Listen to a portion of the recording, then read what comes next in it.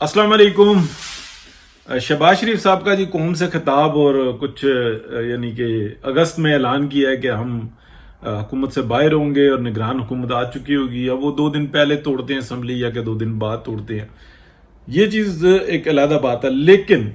लेकिन मेरा ख्याल है कि 1 साल हो गया कि मैं आपको मुसलसल बता रहा हूँ कि कुछ चीज़ें जो तय हुई थी उनमें यह था कि ये इलेक्शन जो था ना ये मार्च अप्रैल में होगा। अब ऐलान कर देने के बाद और फिर ये आ जाए कि इलेक्शन कमीशन ऑफ पाकिस्तान जो है ना वो मैदान में चला गया, यानी कि वो यानी कि अगर जो नई मरदमशुमारी है उसका ऐलान हो जाता है, फिर वो इलेक्शन कमीशन ऑफ पाकिस्तान अदालत में चला जाता है। फिर ये हुकूमत कहती है अच्छा चलो ठीक है हम 4 महीने और निकालते हैं, तो 4-6 महीने और निकालते हैं, फिर ये मार्च अप्रैल में बात चली जाती है। तो ये क्या होती है सूरत हाल? देखें, इंसान को बात वो करनी चाहिए जो कि तरीके की हो। अगर लेट सपोज मैं आपको बताता हूं कि जो मेरे पास जो न्यूज़ थी वो मैंने आपके साथ शेयर की और अल्लाह का शुक्र है कि उनमें से कोई भी बात गलत नहीं हुई। अभी तक मुझे यही है कि जो मेरे पास न्यूज़ थी, जो मालूमात थी, उसके मुताबिक ये है कि प्लान यही है कि ये मार्च और अप्रैल के अंदर इंतखाब होंगे। लेकिन मार्च अप्रैल का उस वक्त में सुन रहा था तो मार्च में लगता है कि मार्च के अवाइल में बिल्कुल ये जो ना ये इंतखाब होंगे और मार्च के मिड में जो ना असम्बलियाँ पूरा अपना प्रोसेस कर लेंगी और क्या कहते हैं साथ ही सेनेट के इलेक्शन वगैरह आ जाएंगे। ये सूरत हाल होगी। अब कुछ जो लग रहा है कि पीपल्स पार्टी की जो सियासत है या जो शहबाज शरीफ साहब की जो एक रहमदिली की और मसालियत की सियासत है वो पीएमएलएन को किसी और तरफ ले गई है। बिल्कुल वाज़े तौर पे मैं ये कहूं कि अगर इस सारे सिनेरियो के अंदर मियां मोहम्मद नवाज शरीफ को इलेक्शन प्रोसेस से बाहर रखा गया और एक दिन के लिए भी इस बंदियाल कोर्ट को जगह दे दी गई, तो बंदियाल कोर्ट को जगह दे दी गई यानी कि एक सिंगल दिन के लिए भी कि इंटरम गवर्नमेंट हुई तो काजी फाइज ईसा की इन्होंने ऐसी तैसी यानी कि उनको फारिग कर देना। और अगर ऐसा हुआ तो एक पाकिस्तान के अंदर इतना जबरदस्त किस्म का बहरान आएगा कि फिर वो नहीं संभलेगा। फिर ये 9 मई तो कुछ भी नहीं, जो ये आगे बहरान आएगा और उसका सारा मलबा जो ना वो पीएमएलएन के ऊपर करेगा। सारा मलबा जो करवा रही है वो पीपल्स पार्टी करवा रही है, जो कर रहे हैं वो शहबाज शरीफ साहब कर रहे हैं, और इसका मलबा जो गिरेगा वो पीएमएलएन के ऊपर गिरेगा। ना पीपल्स पार्टी को कोई फर्क पड़ेगा, ना शहबाज शरीफ साहब को कोई फर्क पड़ेगा, और मलबा सारा गिरेगा पीएमएलएन के ऊपर। अब ये जो बातें हो रही है ना कि बहुत अच्छी परफॉर्मेंस है, बहुत अच्छी कारकर्दगी है, ये सब कुछ है, अगर काजी फाइज ईसा को साइड किया जाता है तो जो सूरत हाल बनेगी वो अपनी जगह पे। लेकिन जो मियां शहबाज शरीफ साहब जो कर रहे हैं उसके बाद अगर इस प्रोसेस के अंदर यानी कि अगर आप ये समझें कि बंदियाल कोर्ट मौजूद है, हम ख्याल जजेस मौजूद हैं और ये पावर के अंदर हैं, और ये मियां नवाज शरीफ को इलेक्शन प्रोसेस में आने की इजाजत दे देंगे या अपना जो किया हुआ गंद है वो साफ करेंगे, तो ऐसा मुमकिन नहीं है। वो जिस हद तक गए हुए हैं वो ऐसा मुमकिन नहीं है। अगर ऐसी सूरत हाल होती है तो क्या मरीम नवाज शरीफ खामोश बैठेगी? फिर नहीं है खामोश बैठेगी। ये मैं बिल्कुल गारंटी के साथ कह रहा हूं कि ये वो गंद पड़ेगा कि जो संभाले नहीं संभलेगा। अब इतनी नेगेटिव बातें मैं मुसलसल कर रहा हूं, क्यों कर रहा हूं? बहुत सारे लोग हैं वो खाम ख्याली में पड़े हुए हैं कि नहीं ऐसा नहीं होगा वैसा नहीं होगा। सर, कौमें बर्बाद होती हैं, घर बर्बाद होते हैं, कबीले बर्बाद होते हैं, शहर बर्बाद होते हैं, इसी तरीके से होते हैं, यही अमाल होते हैं, यही तरीकेकार होते हैं। उनको नहीं संभाला जाता या तरीके से काम नहीं किया जाता तो ये सब कुछ ऐसा ही हो जाता है। मियां मोहम्मद नवाज शरीफ अगर उनकी नाअहली खत्म ना हो और वो पाकिस्तान आते हैं, पाकिस्तान आने के बाद अगर उनको अरेस्ट किया जाता है, इंटरम गवर्नमेंट होती है, शहबाज शरीफ साहब भड़ के आगे जो ना जाते हैं मेरा भाई, तो भजन फिर पप्पियां नहीं चलेंगी, फिर कुछ और चल जाएगा।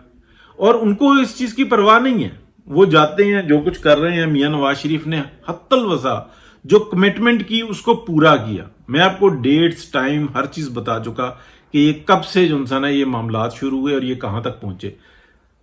اس دوران میں 3 دفعہ ایسی ہے، یعنی کہ ایک آپ اگست 2021 کو دیکھ لیں کہ مریم نواز شریف کا بالکل ٹویٹر اکاؤنٹ خاموش تھا، کوئی ملاقات نہیں تھی.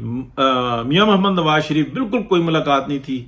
اینڈ میں آ کے آخری ہفتے میں آ کے کچھ پروسیس ہوا، جو کچھ ہو رہا تھا وہ پس پردہ تھا. 1 سپٹمبر کو ایک دم ان کا ٹویٹر اکاؤنٹ آن ہوتا ہے، اور اس سے پہلے میں نے کچھ لوگوں کو بتایا بھی تھا کہ یہ کچھ ایسا ہونے والا ہے، کل کا دن بہت زیادہ جو نا امپورٹنٹ ہے. اور اس کے بعد یہ سب کچھ شروع ہو گیا تھا اس پروسیس کو، جو کچھ ہوا تھا. اور 2 سپٹمبر 2021 تھی کہ جب مریم نواز شریف نے اسلام آباد ہائی کورٹ میں، یا 1 سپٹمبر تھی، لیکن دن کو 2-4 دن آگے پیچھے ہو سکتے ہیں، ایگزیکٹلی مجھے ڈیٹ چیک کرنی پڑے گی، لیکن یہ وہ دن تھے کہ جب مریم نواز شریف نے فرنٹ پہ آ کے اسلام آباد ہائی کورٹ کے باہر نام لے کے جنرل فیض حمید کا مخاطب کیا تھا. اور پس پردہ جو نا کہ کچھ اور آرڈرز ہوئے تھے کہ یہ اپارا سے معاملہ ختم کرو. اور جب یہ معاملہ جو ہے یہ آگے بڑھا ہے، یہ چیزیں آگے بڑھی ہیں، تو پھر جو نا مسائل بڑھے ہیں. یہ جو مریم نواز شریف جو اس وقت میں رکی ہوئی ہیں اور دیکھ رہے ہیں ہم کہ مڈل ایسٹ میں موجود ہیں، میاں صاحب کے ساتھ موجود ہیں. آئی تھنک وہ لنڈن بھی واپس جاتی ہیں میاں صاحب کے ساتھ، جو بھی صورتحال بنتی ہے، یا واپس آتی ہیں. لیکن کیا یہ سب کچھ جو سامنے نظر آ رہا ہے یہ اتنا ہی ایزی ہے؟ یہ اتنا ایزی نہیں ہے. ایک طے شدہ پروگرام سے ایک دم تو نہیں آپ ہٹنا اور ایک اپنے آپ کو گڈ بکس میں لکھوانا، ایک نیا ہائیبریڈ پروگرام جو نا اس کو ترتیب دینا، کیا وہ چل سکے گا؟ میرا خیال ہے کہ وہ ممکن نہیں ہے، اس لیے کہ اس کے اندر بہت ساری گارنٹیز موجود ہیں. اور وہ گارنٹیز جو ہیں نا جن کے ساتھ ہیں، وہ آپ کہہ لیں کہ میاں محمد نواز شریف ہیں. جب یہ معاملات ہوئے تھے اس وقت میں تو مجھے کوئی نہیں نظر آتا کہ شہباز شریف صاحب ہوں. ہاں اگر کوئی نظر آتا ہے تو اس کے اوپر مجھے 100% کانفیڈنس نہیں ہے، لیکن 80-70% کہ وہ شاہد خاقان عباسی ہیں، کہ جن کو ان چیزوں کا علم ہے کہ یہ کیا ہوا تھا، کس طریقے سے ہوا تھا. یہ تو جو شہباز شریف صاحب آئے ہیں، یہ آئے ہیں اپنا دسمبر 2021 کے اندر. انہوں نے چھال ماری ہے جب گارنٹی شرنٹی آ گئی. اور میاں صاحب تو شاہد خاقان عباسی کو وزیر اعظم بنانا چاہتے تھے، ان کو بریف بھی کیا ہوا تھا. تو بلاول نے اور زرداری صاحب نے پش کیا اور شہباز شریف صاحب بننے کے لیے تیار ہوئے تھے.